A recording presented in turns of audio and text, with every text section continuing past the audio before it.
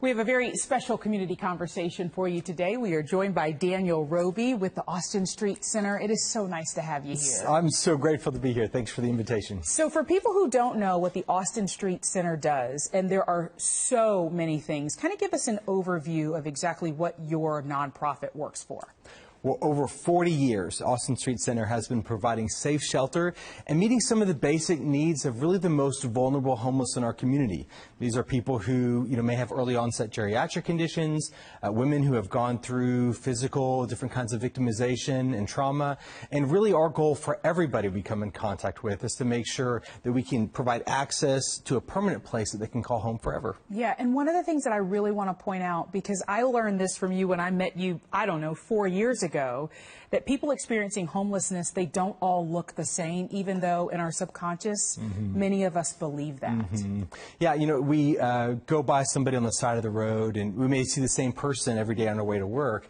But the truth is that's a very small segment of people who experience homelessness. We anticipate that over 3,000 people a year in DFW fall into homeless every year. And so these are people who, we've had stockbrokers in our emergency shelter, people who have been teachers. We've had all kinds of people from all different kinds of backgrounds, and they have one common condition, which is they don't have a home at the moment. We say at Austin Street that poverty or financial need plus a crisis, right, minus social support, that's what makes homelessness. And so our goal is to be able to resolve those issues and make sure that people just find their way back home. Yeah, I've heard a lot of your stories, and one of which I can really remember is just helping somebody where they are in that moment.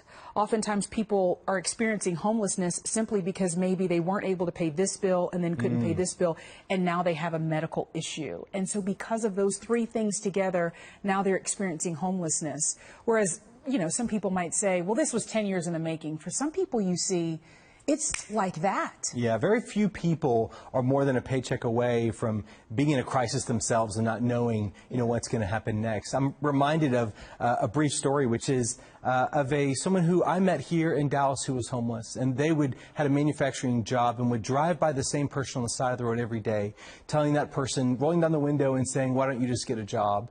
Well, it wasn't very much longer that manufacturing had some layoffs.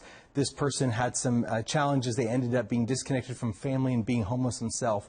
They were in line at an emergency shelter, and guess who was standing behind them in line? The person who yelled at them. The person, who they were yelling at. And so, they kind of realized, hey, it's not so easy, right? And really anyone can fall into that situation. Yeah. So what is your job as the head of all of this, the head of Austin Street Center? What are you hoping that you're doing for the community? Well, certainly we want to make sure that as many people as come to us for help, as many people as fall into homelessness, that we really get those folks out and back into their own home. This past year, over 550 people are no longer homeless because we connect them to a permanent place. And, that statistic by itself, is certainly very encouraging to know that we're making progress.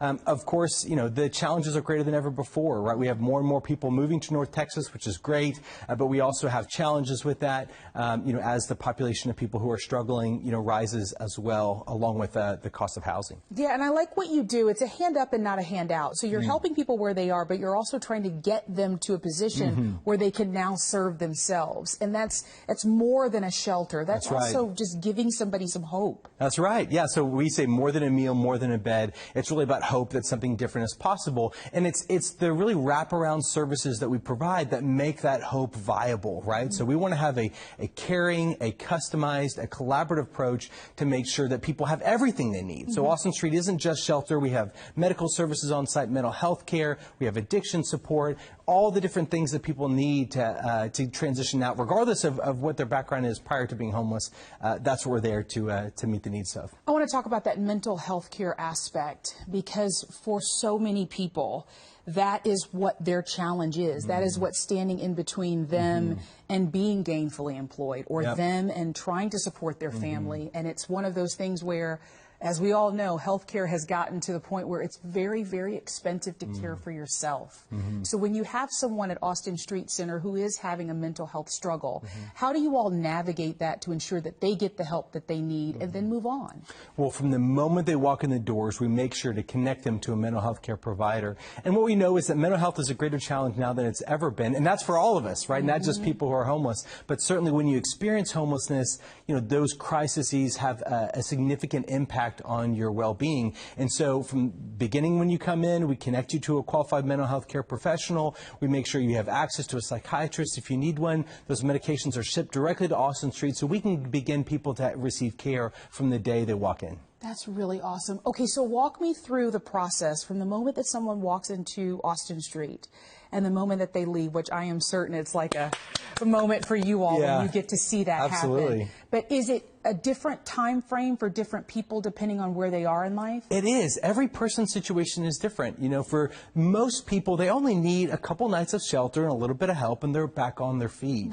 But then there are others who have been homeless for a long time. Their barriers are significant. They've been through a lot during their homeless journey and they need more intensive support. Regardless of which group of people that we come in contact with, we begin with really making sure we get to know them. So we spend 45 minutes just hearing about their story, what challenges led to their circumstance, so that the pathway out of homelessness is really an individualized or customized approach based upon their unique needs, which is different for every person. Because isn't that part of the understanding, is knowing where somebody is coming from so that you can meet them where they are? It's like not a one-size-fits-all. Yeah, 100% correct. It's so easy to just say, what do we do to solve the homeless problem? As if it was all the same, and the reality is what's the same is that people are struggling to be able to afford a home. What's different is their own journey and pathway that led them to that situation. And so that's why we have to have that unique approach for every person and all the different providers at Austin Street. We have a lot of different agencies that come that work alongside us, arm in arm, to be able to address this need together. It seems like so many North Texas nonprofits are having such an issue keeping up these days, and we've been talking about it since the pandemic started back in 2020. But I can imagine that at your center specifically, you all are seeing an influx of people because now we're talking about inflation. It's too expensive to keep my rent. Right. It just seems like it's outpacing what people really need. Are you seeing the same thing? Well, nationally, homelessness had its biggest increase last year than we've had ever since we began tracking in 2007. Like, that's just enough to stop you in your tracks. 12% increase nationally. And so this overwhelming number of people falling into homeless means that we need to scale up our approach and resources. Right now, we're in desperate need to be able to provide additional funds so that we can increase our occupancy. We want to have more beds available for people who are on the streets. We're also doing creative things like diversion, which is basically finding out, hey, can we provide some initial support with people prior to them falling into homelessness to make sure that they don't have to stay, in shelter on the streets for a long period of time. We're getting as creative as we possibly can to make sure we can serve as many people as come to us for help. How do you do it, Daniel? Where do you get this money from? Oh, gosh. It's expensive. It is. We have a big fundraising event coming up. We would love for people to come join us. So, May the 2nd, no place like home at the Fashion Industry Gala. The event begins at 5:30. We'll have some delicious food from Nick and Sam's restaurant. They've been very generous to support us year over year.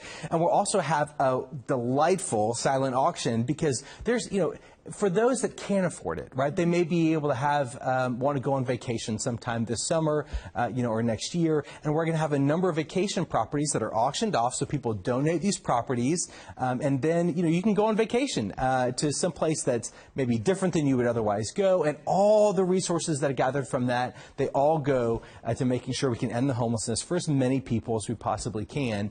And so hopefully, we'll be able to see more people out of the shelter next year because of support of coming to this event. It's a party with a purpose. That's right. Party with a purpose. I love it. But in the event that people can't come to the event, they can also help by volunteering, right? That's right. You can go to austinstreet.org and you can click volunteer. We would love to have you down.